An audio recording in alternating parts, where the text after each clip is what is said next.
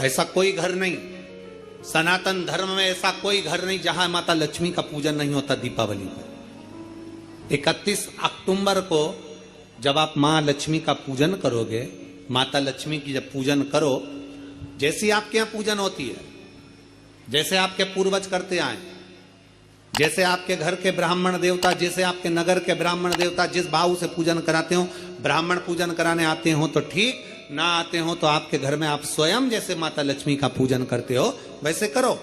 पर 2 दिन जो आपने धनतेरस पर जो सिक्का रखा है थाली में, वैसा की वैसा ही सिक्का आपने रूप 14 के दिन थाली में रखा है, वही की वही थाली दीपावली के दिन भी पूजन में जैसी आप पूजन जमाते हो वैसे की वैसे ही जमाओ, जैसे करते हो वैसे की वैसे ही करो।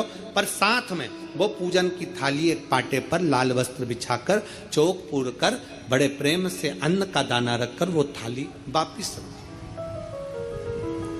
रखिए। और दीपावली के दिन भी वैसी की वैसे ही पूजन करना है। आप अपनी पूजन जैसे करते हो वैसा करो, पर साथ में वही कंकु, चावल, रोली, मोली, हल्दी सब चढ़ाकर भगवान को बड़े प्रेम से जो सिक्के रखे हैं उन सिक्कों की पूजन वैसी की वैसी करना है जो 2 दिन से आप करते आ रहे। बस इतना याद रखें कि दीपावली के दिन जो आप लक्ष्मी का पूजन करें, उसमें लक्ष्मी जी के सीधे हाथ की ओर घी का अखंड दीप, लंबी बत्ती का, और लक्ष्मी जी के उल्टे हाथ की तरफ तेल का, लंबी बाती का अखंड दीप जलाना। अखंड दीप माता लक्ष्मी का जला। लक्ष्मी जी के उल्टे हाथ पर काय का दिया आएगा? जम के बोलो, तेल का, लंबी बाती का, और सीधे हाथ पर काय का आएगा? घी का दिया। दोनों दीप अखंड जलाना है, जो रात्रि को जलें सुबह तक वो जलते रहें, ऐसा दीप पर ध्यान देना है। और माता लक्ष्मी की पूजन कर कर जो सिक्के आपने रखे हैं उस पर 5 या 7 कमलगट्टे, हल्दी की गठान, अमरबेल के टुकड़े। पर इस पूजन में आपको हरी मूंग, खड़ी जो मूंग आती है हरी, उसको भी थोड़ा सा समर्पित करना है, और खड़ा धना और गुड़ की थोड़ी सी डली ये भी समर्पित करना है। जो कमल का पुष्प हो, जो पुष्प आपके पास में हो लाल कलर का, वो माता लक्ष्मी को समर्पित करना है। चावल सफेद नहीं, पीले कलर कर भगवान माता लक्ष्मी को समर्पित करना है।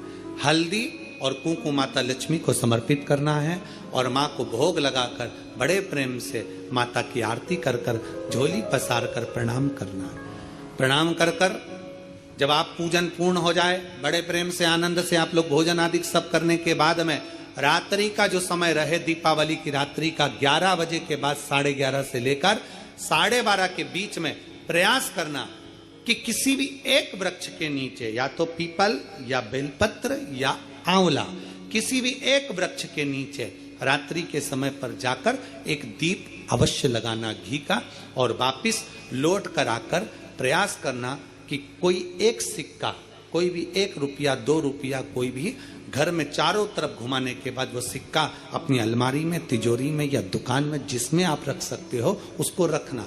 फिर अगले वर्ष आपसे बात करेंगे कि वो तिजोरी खाली तो नहीं हुई, बाबा ने भंडार भर कर रखा कि नहीं, उसने भरा कि ना भरा।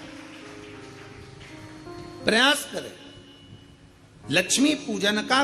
बस पूजन जैसे करते हो, आपके जैसे ब्राह्मण ने बता दिया, जैसे माता पिता ने बता दिया, जैसे पूर्वजों ने बता दिया, जैसे घर में करते आए हो वैसी की वैसी लक्ष्मी पूजन करो। ज्यादा ढोंग प्रपंच में नहीं पड़ना, किसी ने कहा ऐसा कर दो ना, किसी ने कहा वैसा कर दो ना। अपने आनंद के साथ आप लक्ष्मी की साधारण पूजन जैसे करते आए हो वैसे की वैसे करो। बस वो सिक्के की पूजन आपको 5 दिन तक करना है। तो दीपावली के दिन कौन सा दिन हो जाएगा? 3रा दिन पूर्ण हो जाएगा। फिर बेलपत्री के वृक्ष के नीचे, आंवले के वृक्ष के नीचे प्रत्येक अमावस्या को दीप लगाने जाती थी, उसका नियम था।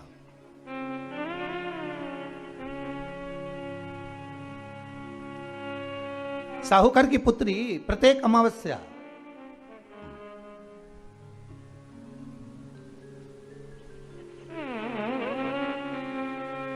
तीन दीप, एक बेलपत्री के नीचे, एक आंवले के नीचे, एक पीपल के नीचे लगाने जाते। महाराज आज नारायण ने कृपा कर दी, और क्या कृपा करी? कि आज सरस्वती, पार्वती और लक्ष्मी तीनों इन वृक्षों के नीचे जाकर विराजमान हो गई। पार्वती मैया तो पहले से ही बेलपत्री के नीचे है।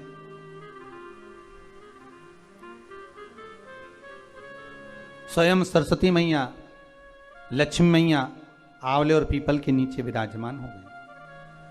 अब आज तीनों देवियों में बात हो रही है, आज तीनों देवियों में चर्चा हो रही है कि यदि आज अगर कोई दीप लगाने आया और पहला दीप जिसका लगेगा तो यह पक्का है कि मैं लक्ष्मी उसके घर में प्रवेश करूंगी।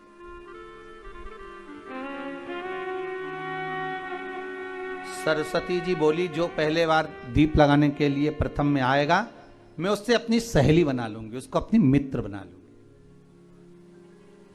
पार्वती जी बोली, जो प्रथम दीप लगाने आएगा, पार्वती जी कहती हैं मैं भगवान शिव से कहकर उनका कल्याण करवा दूंगी। अब ये साहूकार की बेटी, वो साहूकार जो कहने का तो साहूकार था, धन पूर्व में बहुत था पर अब इसके पास में कुछ भी नहीं बचा था।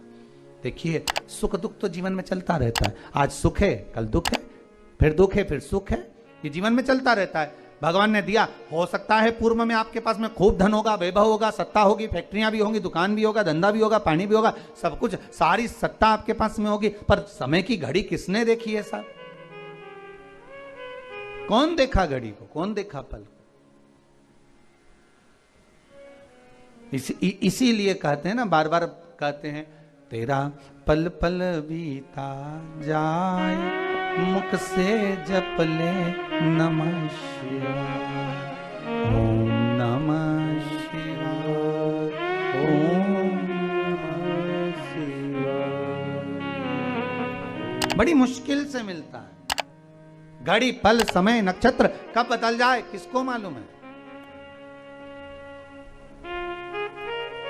आज साहूकार के जीवन में था साहूकार कहने का, पर धन नहीं था, वैभव नहीं था, सब समाप्त हो गया था, कहीं पैसा चले गया, लग गया। महाराज, बेटी ने वही दीप तैयार करे। दीपावली की अमावस्या नहीं थी, पर दूसरी जो अमावस्या थी उस अमावस्या पे उसने दीप लगाया। जैसे ही दीप लगाया, तीन देवियों ने आवाज लगाई, अरे सखी सुनो तो। साहूकार की बेटी बोली, किसकी आवाज आ रही है? अरे सखी सुनो तो। सखी ने कहा, क्या बात है? आवाज आई, तीन सुंदर स्त्रियां, बड़ी सुंदर युवती बनकर, सुंदर आभूषण वस्त्र पहनकर बैठी हुई थी। एक ही जगह पर तीनों बैठी हुई हैं। इसी को त्रिवेणी कहते हैं महाराज। जो त्रिवेणी का दिवाली पार्टी के लिए कांच के बर्तन, डैशिंग कर्टन्स, दियाज एंड मिर्ची लाइट्स। जो वृक्ष होता है उसमें तीन, त्रिवेणी का जो वृक्ष होता है उसमें दिए लगाने का बड़ा महत्व होता है, तो इसी को त्रिवेणी कहते हैं। तीनों बैठी हुई थी। अब तीनों बैठी, आवाज लगाया, हम आपको सहेली बनाना चाहते, सखी बनाना चाहते, आप हमारी सहेली बनेंगी? अब इस साहूकार की बेटी को लगा ये तो बहुत पैसे वाली दिख रही हैं, धनपति दिख रही हैं, और मैं तो गरीबड़ी, और ना जाने में अगर इनकी सखी बन गई तो फिर इनको क्या मुझे देना पड़ जाए, कोई भरोसा है? इसलिए शास्त्र कहता है कि मित्र भी बनाओ तो सोच समझ कर बनाओ। मित्र भी बनाओ तो सोच समझ कर बनाना। ज्यादा धनपति मित्र बन गया तो मन में आएगा कि जब ये घर आएगा तो इसको घृत का भोजन तो कराना ही पड़ेगा, घी का भोजन तो कराना ही पड़ेगा।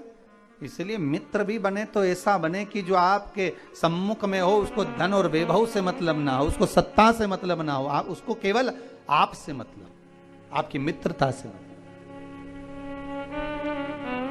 साहूकार की बेटी ने कहा, मैं आपको कल बताती हूं, मेरे पिताजी से पूछूंगी मैं आपको मित्र बनाऊं कि ना बनाऊं। ठीक है, चलिए घर पहुंची।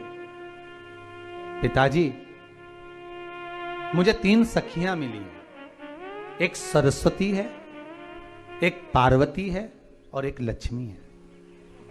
अच्छा,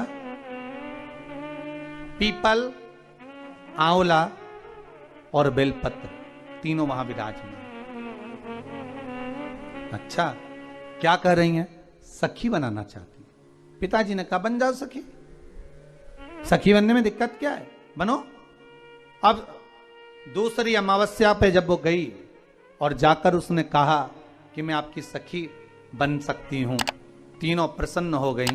तो उसमें से एक सखी माता लक्ष्मी ने कहा कि चलो आज तुम हमारे घर चलो, हम तुम्हारा सम्मान करना चाहते हैं। सखी को माता लक्ष्मी अपने घर ले गई।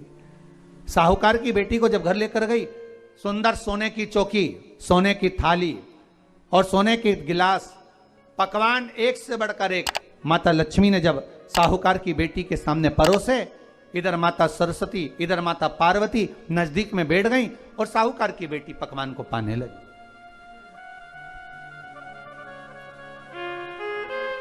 साहूकार की बेटी पकवानों को पा रही है, भोजन ग्रहण कर रही है।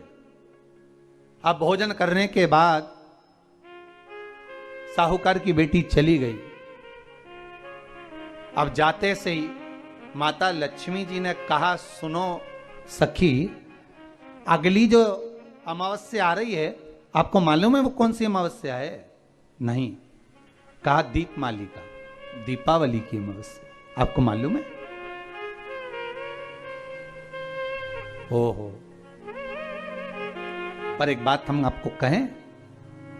लक्ष्मी जी बोली, एक बात हम आपको कहें। हाँ बोलिए। हम चाहते हैं इस अमावस्या को आप हमारे घर आई हो, अगली अमावस्या को हम आपके घर आना चाहते हैं। क्या आप हमें बुलाएंगी? सखी ने कहा, साहूकार की बेटी बोली, अगर आपका मन है आने का तो आप आओ, मना नहीं है। साहूकार की बेटी हूं मैं। लक्ष्मी जी ने मन में सोचा, ठीक है, तैयारी करो। आज साहूकार की बेटी घर पहुंची तो पिताजी ने पूछा, बेटी आज बहुत देर हो गई तुझे आने में, कहां रह गई थी तू? कहां रह गई तू? बेटी कहती है, 3 सखियों के घर गई थी, आने में देरी हो गई, पर मेरी सहेली माता लक्ष्मी जी कह रही हैं कि अमावस्या के दिन मैं तुम्हारे घर में आऊंगी। तो पिताजी ने कहा, उसमें क्या दिक्कत है, तैयारी करो। तो पिताजी, घर में अपने खाने के लिए तो कुछ नहीं, तो माता लक्ष्मी को क्या खिलाएंगे? कई लोग कहते हैं कि दीपावली पे ना तो हमारे यहाँ घी है, ना हमारे यहाँ तेल है, ना हमारे यहाँ कपास है, ना हमारे यहाँ पर मिठाई बन रही है, ना हमारे यहाँ अच्छे वस्त्र हैं। हम क्या पहने माता लक्ष्मी को रिझाने के लिए? परशु महापुराण की कथा कहती है, अगर आपका भरोसा, आपका विश्वास, आपकी दृढ़ता परमात्मा के चरणों में लगी है तो परमात्मा लक्ष्मी पूजन की व्यवस्था भी वही कर देगा कि लक्ष्मी जी का सम्मान कैसे करना। सर्वस्व हूं मैं, पूर्ण हूं मैं, सब कुछ हूं, तू पूर्ण है का? लक्ष्मी, तू अपनी जिंदगी में पूर्ण कब बनी? लक्ष्मी की आंख में जल भर गया, क्योंकि लक्ष्मी को एकदम वचन दिल से लग गया। क्योंकि नारी की पूर्णता कब होती है? जब उसकी गोदी में औलाद होती है। नारी कब पूर्ण है? जब उसकी गोदी में संतान है। अगर संतान नहीं है तो नारी पूर्ण कैसे माने जाएगी? तो नारी तो लक्ष्मी, और भगवान विष्णु को तो श्राप लगा था कि तुम्हारे घर में औलाद नहीं होगी, तुम्हारे घर संतान नहीं होगी। सुवाच का उनको श्राप था, दधीचि ऋषि की धर्म पत्नी का, जिनके गर्भ से पिपलाद ने जन्म लिया था, वो पीपल के पेड़ के नीचे, वो सुवाच का श्राप था, नारायण मेरा श्राप है तुमको कि तुम्हारे घर में औलाद नहीं होगी। आज भगवान लक्ष्मी से कह रहे हैं, तू पूर्ण कब है? तू इतना अहंकार कर रही है, तेरी पूर्णता कहाँ है? तू इतनी अभिमत्ता में कूद रही है, तू कहती है मैं पूर्ण, मैं पूर्ण, मैं पूर्ण। तेरी पूर्णता है कहाँ?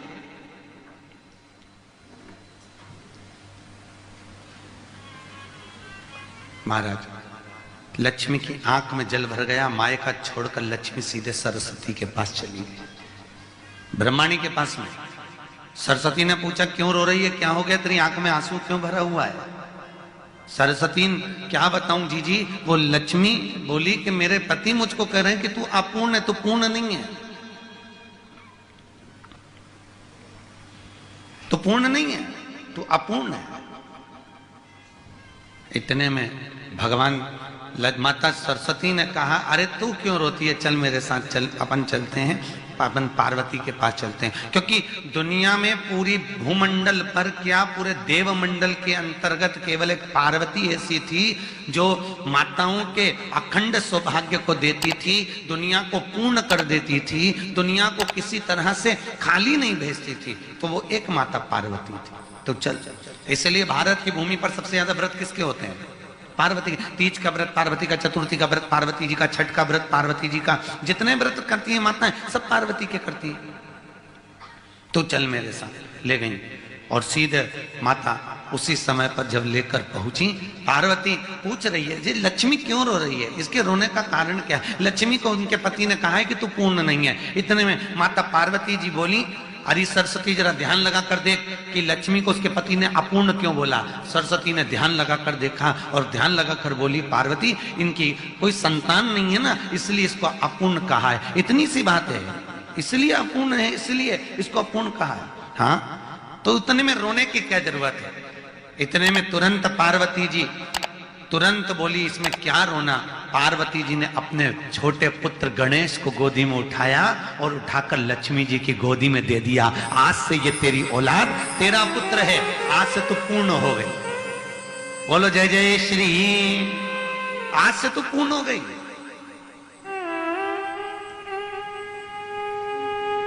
कई लोगों के मन में संशय रहता है, एक बहुत बड़ा प्रश्न है, आपके बच्चे भी पूछेंगे, मम्मी ये लक्ष्मी जी किसकी पत्नी है? किसकी पत्नी है? भगवान विष्णु की। पर दीपावली के दिन पूजन तो गणेश जी के साथ होती है, दीपावली के दिन पूजन तो सरस्वती के साथ होती है। सरस्वती और गणेश से लक्ष्मी का संबंध क्या है? आपके बच्चे आपसे प्रश्न कर सकते हैं, मम्मी यहाँ भगवान विष्णु तो दिख ही नहीं रहा पूजन के मंडल में, कहीं भगवान विष्णु का फोटो नहीं दिख रहा मम्मी, यहाँ तो गणेश जी दिखते हैं, सरस्वती दिखती है और लक्ष्मी दिखती है, उनके पति को तो साथ में होना चाहिए। बच्चे प्रश्न करते हैं, या घर की कोई प्रतिमा को तो उनके साथ बिठाना चाहिए, भगवान विष्णु को क्यों नहीं बिठाते? उसका केवल एक कारण है, क्योंकि लक्ष्मी अगर नारायण के साथ में विराजमान है तो वो अपूर्ण है। कौन है वो? अपूर्ण। और हिंदू धर्म में दीपावली के दिन हर व्यक्ति को पूर्ण लक्ष्मी चाहिए, इसलिए गणेश जी के साथ उसकी पूजन करते हैं कि अब लक्ष्मी पूर्ण हो गई, अब लक्ष्मी पूर्ण है।